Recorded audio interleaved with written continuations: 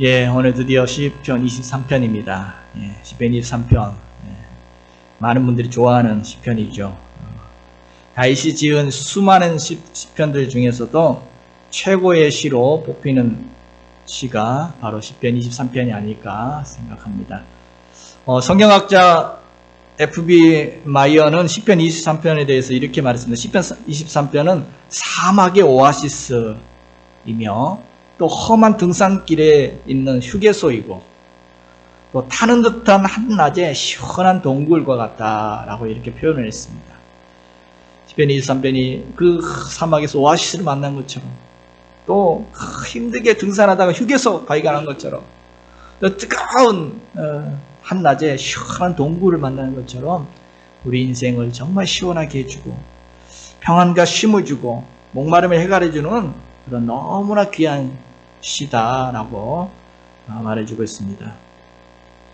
여러분 시편 23편 짧은 시죠. 6절밖에 안 되는 짧은 시지만 정말 많은 분들이 좋아하는 시입니다. 또 암송하기도 하고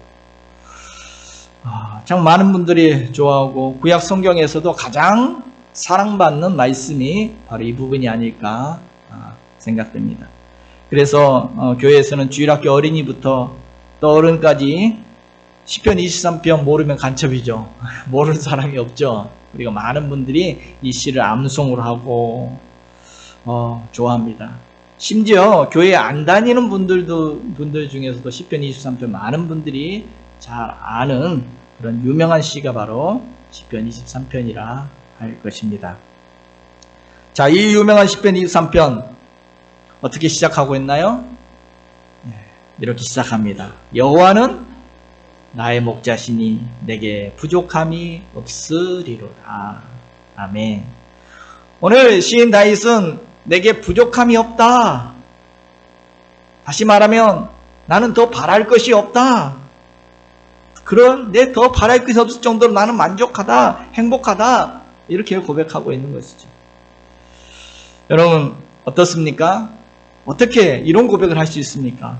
어떻게 더 바랄 것 없이 그 정도는 나는 만족하다 이런 고백을 합니까? 여러분 이런 고백이 쉬운 고백일까요? 여러분 어떤 갑부가 신문에 광고를 냈다고 합니다. 큰 광고, 큰 대문짝 광고를 냈습니다. 자신이 정말 더 바랄 것 없이 행복하다고 느끼는 분들 중에서 그것을 내게 와서 내가 세상에 더 바랄 것 없이 행복하다는 것을 나한테 증명을 한다면 내가 그 사람에게 상급으로 100만 불을 드리겠습니다. 그렇게 신문에 대문짝만 광고를 냈더니 많은 사람들이 그거 보고 이 갑부를 찾아왔습니다. 내가 진짜 세상에 더 바랄 것 없이 행복한 사람이다. 그러면서 뭐 증명하겠다고 막 내가 얼마나 행복한 사람인지 더 바랄 것 없는 사람 행복한 사람인지 뭐 증명하겠다고 하는데 갑부가 질문 하나 던졌더니 다들 꼬리를 내리고 다 포기하고 돌아갔습니다. 무슨 질문을 했느냐? 아니 당신은 그렇게 더 바랄 것 없이 그렇게 행복하다면 왜 나한테 100만 불이 필요하다고 나한테 왔습니까? 더 바랄 것 없이 더 부족함 없이 바랄 것 없이 행복하다면서 무슨 100만 불이 더 필요하다고 말합니까? 여러분 100만 불이 내게 더 필요하다면 그 사람은 더 바랄 것 없이 행복한 사람은 아니겠죠. 뭐 부족하다는 거겠죠. 여러분 더 바랄 것 없이 행복하다. 그런 사람은 진짜 더 바랄 게 없어야 되겠죠. 여러분 어떻습니까? 여러분 인생은 정말 더 바랄 것 없이 그렇게 행복하십니까? 진짜 더 바랄 것 없이 그만큼 그렇게 만족한 삶을 살아가고 계십니까? 예, 아멘 소리가 한 분밖에 안 들려요. 예, 참 쉬운 고백은 아니죠. 더 바랄 것 없다. 내겐 부족한 것이 없다. 더 할 나위 없이 만족하고 행복하다. 예, 쉬운 고백이 아닙니다. 쉬운 고백이 아니죠. 그런데 오늘 분명히 오늘 시인 다윗은 시를 시작하면서 바로 이 고백을 하고 있는 것입니다. 뭐라고요? 내겐 부족함이 없으리로다. 나는 부족함이 없다. 더 할 나위 없이 나는 만족하다. 어떤 분들은 이 고백을 들으면서 이렇게 말하죠. 아, 다윗이야 다윗은 왕이었으니까, 한 나라의 왕이었으니까, 많은 것을 가졌으니까 이런 고백을 하겠지. 당연히 더할 나위 없이, 더 바랄 것 없이, 부족함 없이 행복하다라고 말할 수 있었겠죠. 정말 과연 그럴까요? 다윗이 그것 때문에 이런 고백을 하는 겁니까? 지금 다윗이 내가 한 나라의 왕이기 때문에 부족함이 없다, 이렇게 말하는 것일까요? 아니면 나는 재물이 많으니까, 나는 많은 것을 가졌으니까 나는 부족한 것이 없다, 지금 이렇게 말하는 것입니까? 여러분, 과연 다윗이 그 왕의 지위, 그 권력 때문에 내가 부족함이 없다라고 말한 것이었다면, 만약 다윗이 그런 부와 명예나 자신이 그 욕망이 채워진 것들을 그것 때문에 나는 만족하다라고 했다면, 그는 결코, 그것을 의지했다면 그는 결코 만족할 수가 없었을 것입니다. 결코 내겐 부족함이 없다라는 고백을 할 수가 없었을 것입니다. 왜요? 인간의 욕망, 이게 끝이 있나요? 인간의 명예, 만족이 있을까요? 불가능하기 때문입니다. 여러분, 인간의 욕망이라는 것은 만족이 없습니다. 그래서 지혜서인 잠언서에는 이런 말이 있죠. 잠언 30장 15절에 보면 같이 한번 볼까요? 거머리에게는 두 딸이 있어 다오 하느니라, 족한 줄을 알지 못하여. 여러분, 사람의 그 욕망, 욕심이라는 것이 뭐가 같다? 마치 피를 빨아먹는 거머리와 같다는.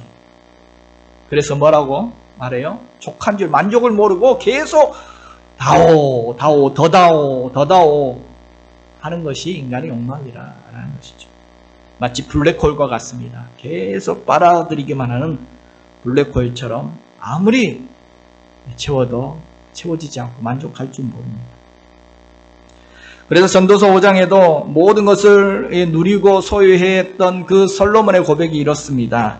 은을 사랑하는 자는 은으로 만족하지 못하고 풍요를 사랑하는 자는 소득으로 만족하지 못하나니 이것도 헛되도다. 솔로몬이 그 많은 걸 누려봤지만 정말 은을 사랑하는 사람, 물질을 사랑하고 그것을 사랑하는 사람은 채워지지 않는 것을 만족하지를 못한다는 것이죠. 마치 인간의 욕심과 욕망이라는 것은 마치 갈증을 느끼며 바닷물을 마시는 것 같습니다. 여러분, 바닷물을 먹으면 어떻습니까? 목마르다고 바닷물을 마시면 마시면 마실수록 더 갈증을 느끼는 거죠. 인간의 욕심, 욕망도 마치 바닷물처럼 만족을 모릅니다. 채워질 수가 없습니다. 한이 없습니다. 채울수록 더 갈증을 느끼는 것이 인간의 욕망이라는 것이죠. 여러분, 인간에게는 욕구라는 건 있지만 욕구는 채워지면 멈추죠. 나는 먹고 싶은 욕구, 배가 고파요. 먹고 나면 배부르면 노 더 이상 노 합니다. 자고 싶어요. 그런 욕구. 자고 나면 이제 더 자고 싶죠. 인간의 욕구라는 것들은 채워지고 나면 멈추지만 이 욕망이라는 것은 한도 끝도 없습니다. 한도 끝도 없습니다. 그래서 혹시 여러분 욕망의 수레바퀴라는 말 들어보셨습니까? 욕망의 수레바퀴. 자본주의 사회에 살아가는 사람들 욕망의 수레바퀴에 올라타 있습니다. 여러분, 자본주의 사회라는 것은 우리에게 자꾸 욕망을 만들어내, 우리 속에 욕망을 계속 만들어냅니다. 우리에게 끊임없는 결핍을 느끼게 해주는 것이 자본주의죠. 그래서 너는 이것을 가지면, 넌 이걸 가지면 행복해질 거야. 넌 저걸 가지면 행복해질 거야. 계속 이걸 끊임없이 우리에게 만들어줍니다. 이걸 가지면 행복해진다고 계속 우리에게 가르쳐 줍니다. 그걸 가지고 나면 또 다른 것을 계속 수레바퀴 도는 거죠. 열심히 노력해서 원하는 것을 얻었습니다. 그러고 났더니 옆 사람 보니까 더 좋은 거 가지고 있네. 또 불만이 생기는 거죠. 또 부족함을 느낍니다. 하나를 얻고 나면 또 다른 욕망을 주고 또 다른 결핍을 느끼게 합니다. 이렇게 계속 욕망의 수레바퀴는 계속 이렇게 굴러갑니다. 이게 자본주의 사회에 살아가는 오늘 우리의 욕망입니다. 어떻게 해야 됩니까? 오늘 다윗처럼 이런 고백할 수 있으려면 쉬운 방법은 있습니다. 이렇게 한번 말해볼 수도 있습니다. 어떻게 해요? 난 이거면 됐어. 난 이거면 충분해.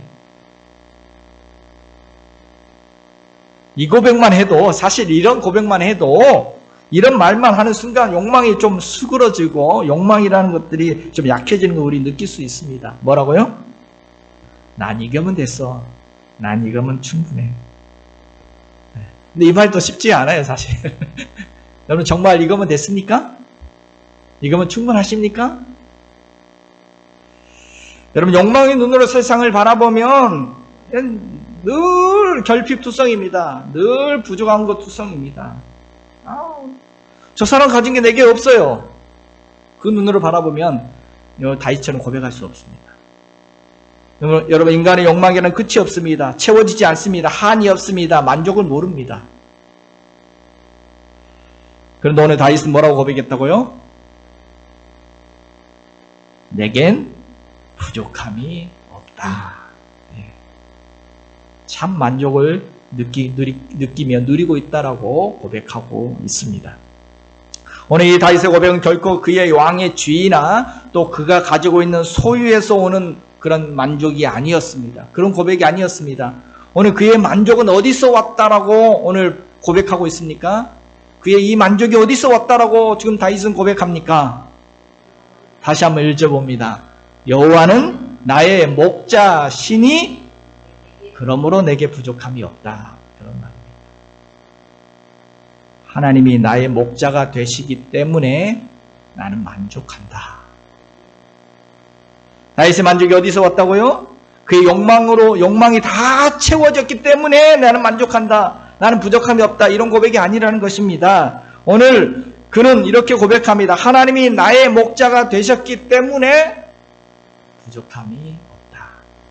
하나님 때문에, 그 하나님이 나와 함께 하시기 때문에, 그 하나님이 내 인생을 책임져 주시기 때문에, 나는 그것을 믿고 살아가기 때문에 부족함이 없다. 나의 목자 되신 하나님을 신뢰하고 믿고 따르기 때문에 나는 내 인생이 만족하다라고 말하고 있는 것입니다. 또한 그 하나님께서 나의 부족함을 내게 부족함이 없게 하실 것이라고 믿기 때문에 이런 고백을 하고 있는 것입니다. 여러분 성경에 하나님에 대한 표현들이 많이 있지만 하나님을 목자라고 표현하는 것, 성경의 대표적인 표현입니다.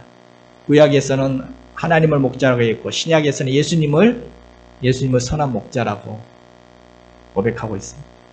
하나님에 대한 다른 많은 표현들보다도 정말 이 목자라는 표현, 이 목자라는 이름은 너무나 친근합니다.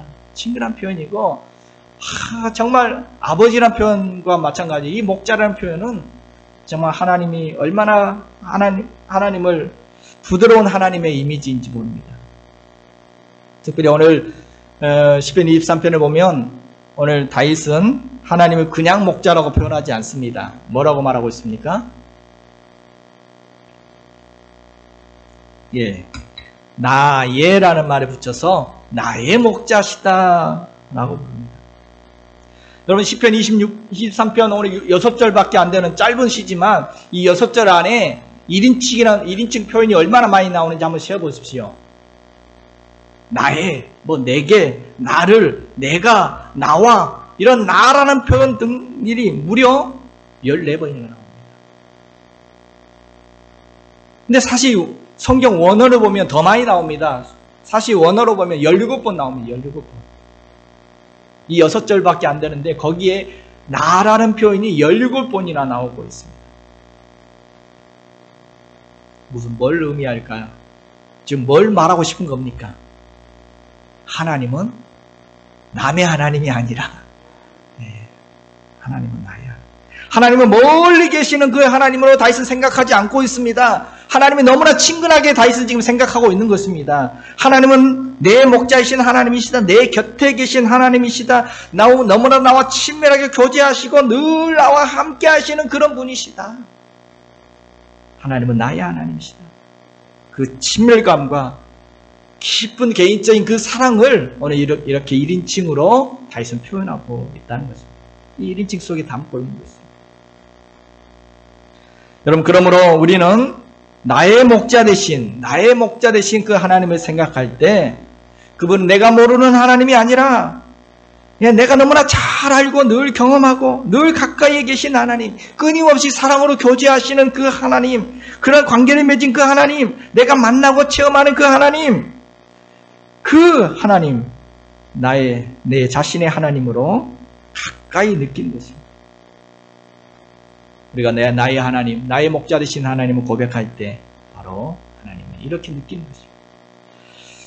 여러분, 그렇습니다. 인생의 만족은 욕망이 채워짐에서 오는 것이 아니라 하나님이 나의 목자 되심을 알 때, 하나님을 나의 목자 되심으로 신뢰하며 나아갈 때 그 하나님으로 인하여 내게 오는 더할 나위 없는 만족이 우리에게 주어진다는 것입니다.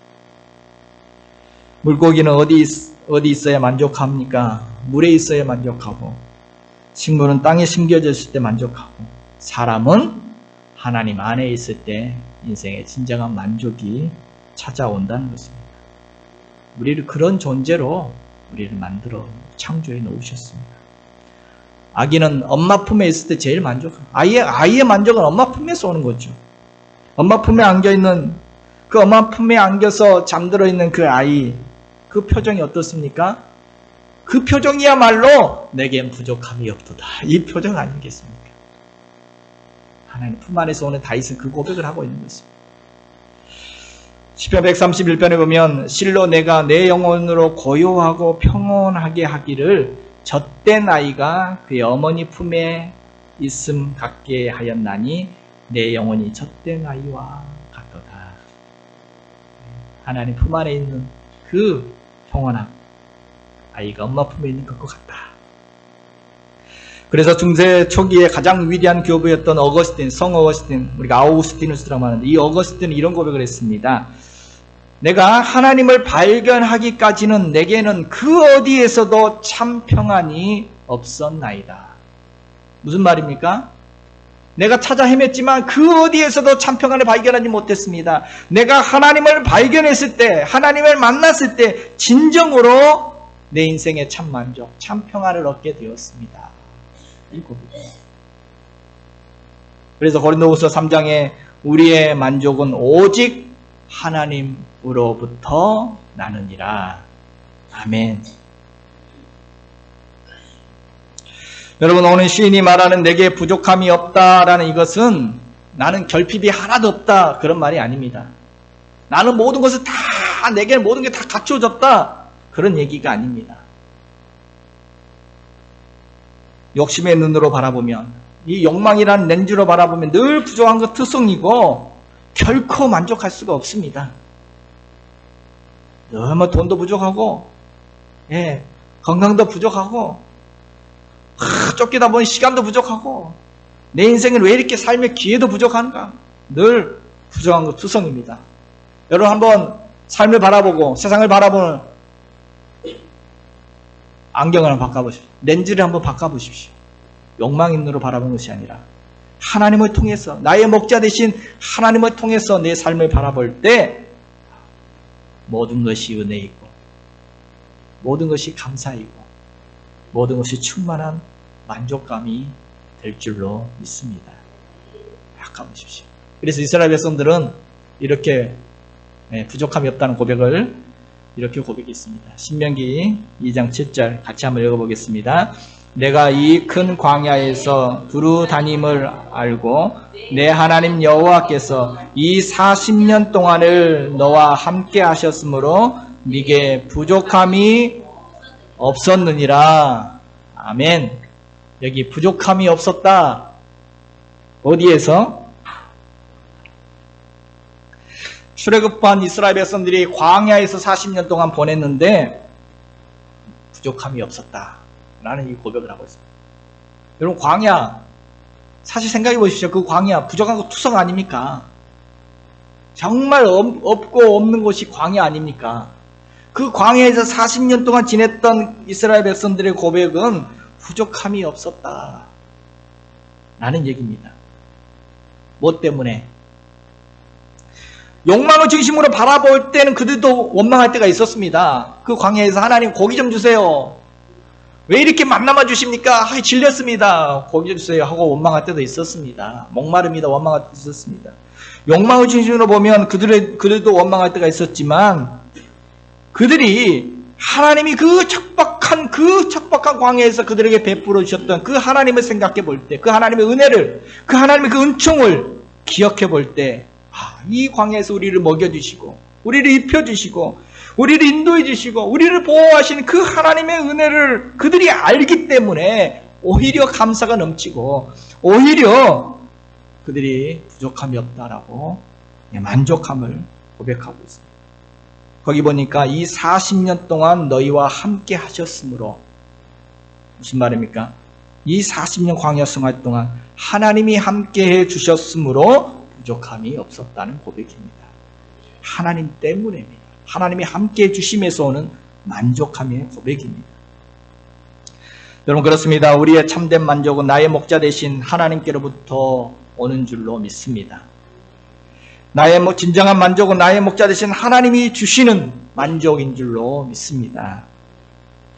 왜요? 하나님이 나의 목자 되시면 왜 부족함이 없겠습니까? 하나님이 나의 목자 되시면 어떤 복이 있겠습니까? 오늘 1절에 이렇게 하나님은 나의 목자심으로 내게 부족함이 없다라고 이렇게 선포하고 나서 이제 2절부터 계속해서 그 이유가 나옵니다. 왜 하나님이 나의 목자 되시면 부족함이 없는지 그 이유가 이제 2절부터 계속 나오게 됩니다. 오늘 다윗은 왜 부족함이 없다라고 이야기하고 있습니까? 하나님께서 나를 좋은 길로, 복된 길로, 선한 길로 인도해 주시기 때문이라는 것입니다. 목자 되신 하나님께서 나를 인도해 주시기 때문에. 자, 2절, 3절 같이 한번 보겠습니다. 그가 나를 푸른 풀밭에 누이시며 쉴만한 물가로 인도하시는도다. 3절에도 내 영혼을 소생시키시고 자기 이름을 위하여 의의 길로 인도하시는도다. 하나님께서 푸른 풀밭으로 인도해 주시고 쉴만한 물가로 인도해 주시고 하나님께서 의의 길로 인도해 주시기 때문이라는 것입니다. 여러분, 다윗은 오랜 세월 동안 광야에서 도망자 신세로 광야를 헤맸던 사람입니다. 그가 광야에서 그렇게 그의 눈에 바라보는 것은 아무것도 없는 황량한 광야이지만, 그의 눈에 바라보는 것은 아무것도 없는 그런 광야이지만 어디로 가야 할지 모르는 그 광야를 헤매면서도 오늘 그는 그 광야에서도 이런 고백을 했다는 것입니다. 그는 이렇게 노래했다는 것입니다. 뭐라고 노래해요? 여호와는 나의 목자시니 내게 부족함이 없다. 그분이 나를 푸른 풀밭에 누이시며 쉴만한 물가로 인도해 주신다. 하나님이 인도하실 그 푸른 풀밭을 바라보고 쉴만한 물가를 바라보면서 지금은 힘들고 고단한 도망자 신세 가운데 있지만 다윗은 확신했다는 것입니다. 하나님이 나의 목자가 되시기 때문에 나를 반드시 푸른 풀밭, 쉴만한 물가로 의의 길로 인도해 주실 것이다. 은혜의 장소로, 축복의 장소로 나를 인도해 주실 것이기에 나는 부족함이 없다.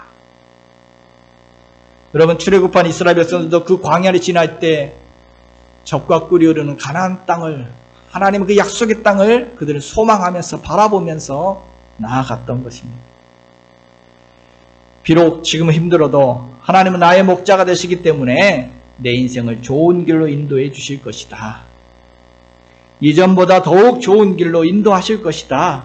푸른 풀밭, 풍성한 축복의 길로 인도해 주실 것이다. 쉴만한 물가, 쉼이 있는 평강의 길로 인도해 주실 것이다. 나를 의로운 길로 인도해 주실 것이다. 이 고백입니다. 여러분, 목자의 기쁨은 뭡니까? 목자는 좋은 길로 양도를 인도해 가는 것이 목자의 기쁨입니다.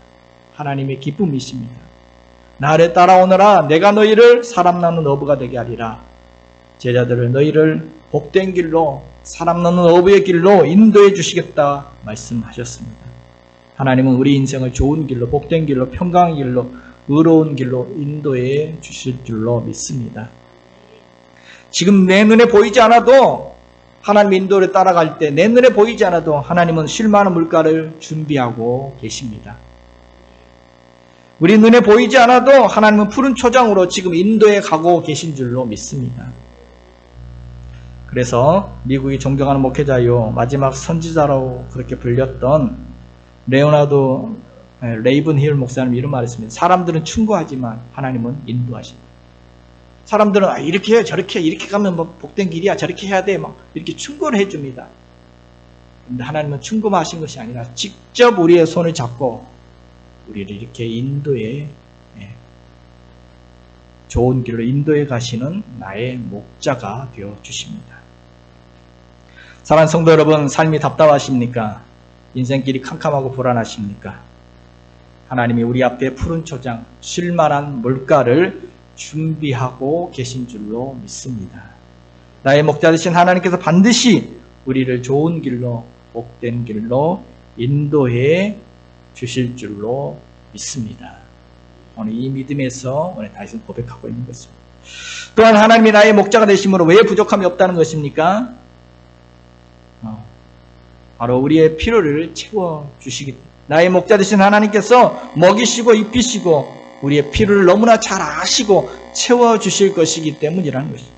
오늘 2절 다시 한번 봅니다. 그가 나를 푸른 풀밭에 누이시며 쉴만한 물가로 인도하시는도다. 5절에 보면 내게 상을 차려주시고 기름을 내 머리에 부으셨으니 내 잔이 넘치나이다.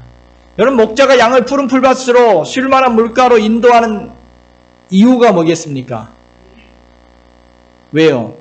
왜 인도하는 것입니까? 먹이기 위함입니다. 배고픈 양들에게 좋은 푸른 풀을 먹이기 위하여, 목마른 양들에게 그 먹을 죽여주려고, 마실 물로 그들을 먹여주기 위해서 그렇게 인도해 간다는 것입니다. 그렇습니다. 하나님께서는 오늘 우리에게 우리의 필요를 하시고 그것을 채워주시기를 기뻐하십니다. 그래서 우리를 인도해 가요. 그냥 겨우 부족함을 채울 정도가 아니라 오늘 다윗은 고백합니다. 내 잔이 넘친다. 넘치도록 하나님이 내 삶의 자리를 채워주신다라고 고백하고 있습니다. 여러분, 부모는 자녀에게 배고플 때 자녀들을 먹이는 것이 부모의 기쁨이죠. 자녀의 입에 들어가는 것은 안 먹어도 배가 부른다. 하나님은 그런 우리의 목자이십니다. 여러분, 시편 23편에 보면 하나님의 자녀들이 우리가 이 세상에서 겪게 되는, 수시로 겪게 되는 여러 가지 형편들이 다 기록되어 있습니다. 그때마다 하나님 우리의 필요가 뭔지를 아시고 하나님께서 어떻게 우리의 필요를 채워주시는지 간단 명료하게 말해주고 있습니다. 어떤 상황들, 때로는 배고프고 목마를 때는 푸른 풀밭, 쉴만한 물가로 인도해서 먹여주시고, 때로는 우리가 길을 잃고 방황할 때는, 잘못된 길로 나갈 때는 우리를 의의 길로 인도해 주시고, 우리가 지치고 탈진할 때는 우리 영혼을 소생시켜 주시고, 우리가 때로 사망 음침한 골짜기를 지나는 그 위기의 때에는 지팡이와 막대기로 우리를 안위해 주시고, 또 우리가 원수를 만나서 사람 때문에 힘들어할 때는 원수의 목전에서 우리에게 상을 차려 주시고, 다양한 우리의 삶의 형편 속에서 우리의 필요가 무엇인지를 아시고 적절하게 채워주시는 목자의 이미지를 말해주고 있습니다. 그래서 어떤 상황에 처한다 할지라도 나는 부족함이 없다라고 고백하는 것입니다. 하나님은 다양한 형편 가운데 다양한 방법으로 우리의 필요를 채워주시고 우리의 삶의 형편을 채워주시는 목자이신 줄로 믿습니다. 부모가 자녀에게 그 필요를 알고 먹여주고 입혀주고 또 놀아주고 사랑해주고 가르쳐주고 자녀가 자라는데 필요한 것들을 채워주는 것처럼 하나님께서 우리 인생의 때를 따라 하나님께서 우리의 삶의 자리를 채워주시는 목자이십니다. 또 오늘 하나님이 나의 목자 되시면 왜 부족함이 없다고 고백하고 있습니까? 때로는 이 험한 세상 가운데 하나님 우리를 보호해 주시기 때문이다라고 고백하고 있습니다. 4절 같이 한번 읽겠습니다. 내가 사망의 음침한 골짜기로 다닐지라도 해를 두려워하지 않을 것은 주께서 나와 함께 하심이라. 주의 지팡이와 막대기가 나를 안위하시나이다. 아멘. 때로는 사망의 음침한 골짜기를 다닌다 할지라도 내가 해를 받을 것을 나는 두려워하지 않는다. 고백하지. 왜 두려워하지 않는다는 것입니까? 하나님이 나와 함께 하심으로 두려워하지 않는다. 왜 두려워하지 않는다는 것입니까? 하나님이 지팡이와 막대기로 나를 안위해 주시기, 보호해 주시기 때문에 두려워하지 않는다는 것입니다. 여러분, 사망의 음침한 골짜기, 원어로 보면 찰바웨트라는 단어인데 비탄, 고통, 흑암 이런 뜻의 단어입니다. 다시 말하면 우리가 비탄의 눈물의 골짜기를 지날 때, 때로는 또 고통의 골짜기를 지나갈 때, 때로는 캄캄한 흑암의 골짜기를 지나갈 때 하나님은 그 가운데 우리와 친히 함께 동행해 주신다는 것입니다. 함께 동행하시며, 그 길을 함께 동행하시며 우리를 안위하신, 우리를 보호해 주시기 때문에 두렵지 않다. 광야 길을 지날 때 하나님은 구름기둥 불기둥으로 그들과 친히 함께 동행해 주셨습니다. 막대기와 지팡이로, 구름기둥과 불기둥으로 하나님 친히 동행하시며 그들을 보호하셨습니다. 여러분, 때로 우리가 인생길에 사망의 음침한 골짜기를 지날 때가 있습니다. 분명 그 음침한 골짜기에는 양을 노리는 맹수들이 우글대고 있습니다. 그럼에도 두려워하지 않는다. 왜요? 하나님이 함께 하시기에, 하나님이 보호해 주실 것이기 때문에 두려워하지 않는다. 오늘 이 다윗의 고백입니다.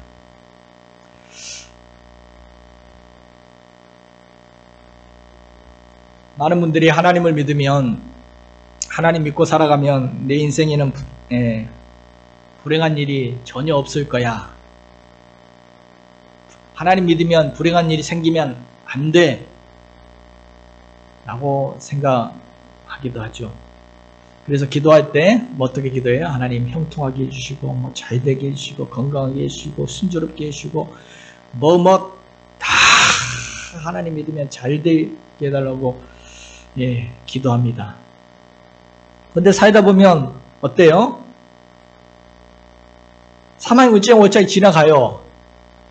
하나님 믿는데, 목자 되신 주님 따라가는데 사망의 음침한 골짜기를 가는 것 같은 그런 답답한 느낌이 들 때가 있습니다. 아니, 어떻게 보면 내 삶의 자리 자체가 지금 사망의 음침한 골짜기야. 내 삶의 자리 자체가. 이게 우리의 현실이죠. 내가 하나님 잘 믿고 살아가는데 왜 이런 어려움이 있나? 여러분, 내가 하나님을 잘 믿는다고 해서 세상의 모든 불행에서 다 면제되는 것은 아닙니다. 코로나도 걸려요.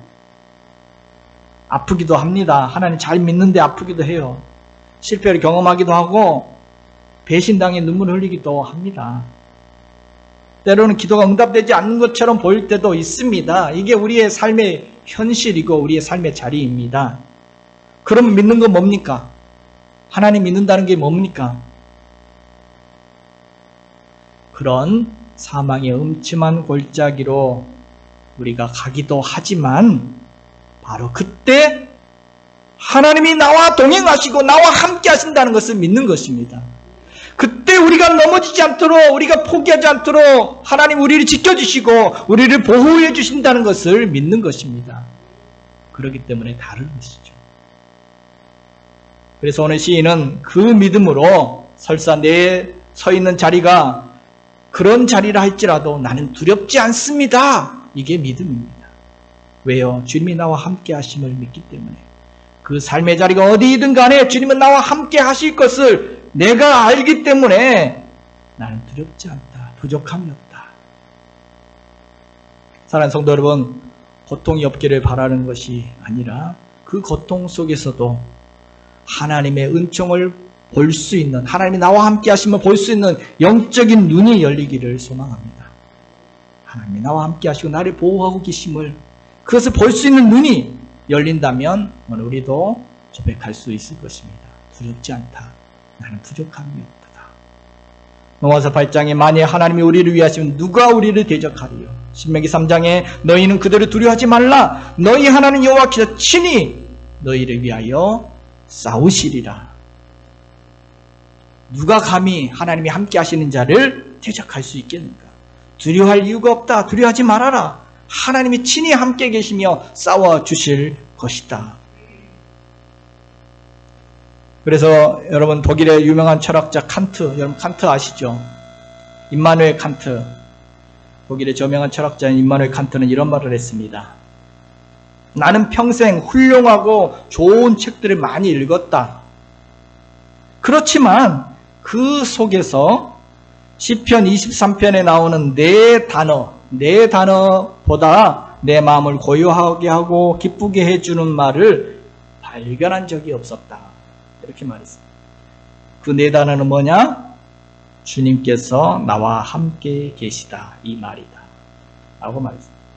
주님이 나와 함께 계시다. 예. 이 칸트가 독일 사람이니까 독일어로 말하면 네 단어라 그랬는데 독일어로 보면 Du bist bei mir. 네 단어입니다. 주님이 나와 함께 계시다. 우리말로 해도 네 단어네요. 주님이 나와 함께 계시다.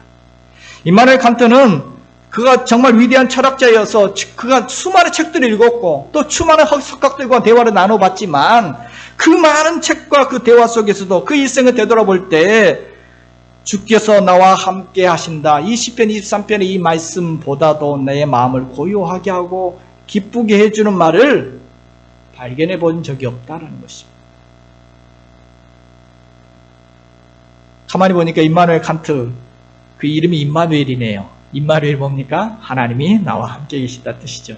그 이름 자체가 바로 임마누엘입니다. 우리 인생에 고통이 없기 때문에 하나님께 감사하는 것이 아니라는 것입니다. 우리의 인생에 고통이 많지만 그 사망의 음침한 골짜기를 다니기도 하지만 난 두렵지 않다. 주님이 나와 함께 하시기 때문에 바로 이 말이 우리의 마음을 고요하게 하고 평안하게 하고 기쁘게 하고 힘을 주고 승리케 한다는 것입니다.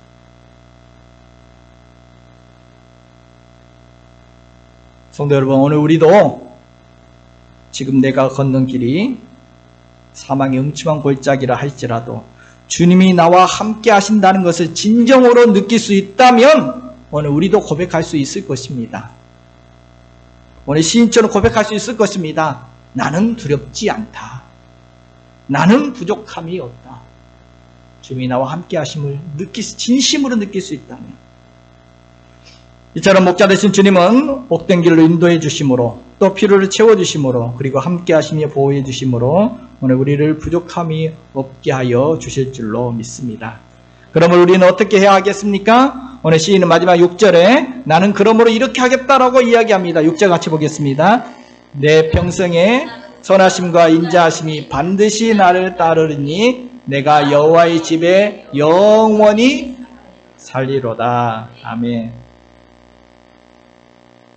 그렇게 목자 되신 하나님 나와 함께 하실 그 하나님께서 잠시 나와 함께 계시다가 그냥 떠나버릴 뿐이 아니라는 것입니다. 내 평생에 하나님이 나와 함께 계시며 목자가 되셔서 그 선하심과 인자하심으로 나를 인도해 주실 것이기 때문에 영원히 하나님이 나와 함께 하실 것이기 때문에 영원히 하나님이 나의 목자가 되어 내 평생 목자가 되어 선하신 길로 인자하신 길로 함께해 주실 것이기 때문에 나도 내 평생 여호와의 집에 영원히 살겠다. 내 평생 주님과 함께 살아가겠다. 내 평생 주님 목자진 주님을 따라 살겠다. 내 평생 주님을 가까이 하며 주님과 교제하며 그렇게 살아가겠다. 오늘 이러한 고백입니다. 하나님과 지속적인 친밀한 관계 속에 살아가며 살아가겠다는 것입니다.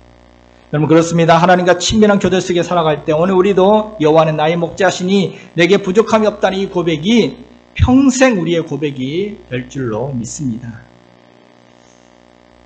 여러분 많은 분들이 배고프고 힘들 때는 하나님 찾아요. 먹을 것 주세요. 마실 것 주세요. 그래서 얻습니다. 또 잘못한 일을 했을 때는 또 하나님 용서해 주세요 하고 사죄 은혜도 받습니다. 또 위기 처할 때는 하나님 도와주세요. 인도해 주세요. 그래서 하나님의 도우심을 받습니다. 그러고 난 다음에 하나님 떠나. 그러고 난 다음에 여호와의 집에 안 살아요. 그 모든 것이 하나님 주신 축복과 형통이었음을 알지 못하고 하나님 집을 멀리하는 경우들이 있습니다. 여러분 아닙니다. 오늘 우리는 목자 되신 하나님의 은혜를 체험하고 난 이후에 그 다음에 어떻게 해요? 그 다음에 그것을 계속 누리며 하나님의 선하심과 인자하심을 계속해서 누리며 찬양하며 즐거워하며 살아가야 할 줄로 믿습니다. 이제는 하나님 집 밖에 나가서 내 마음대로 막 노는 것이 아니라 하나님 안에서 더 친근한 교제 속에 하나님과 나의 목자 되신 하나님과 친근한 교제를 나누며 여호와를 즐거워하며 살아가야 할 줄로 믿습니다.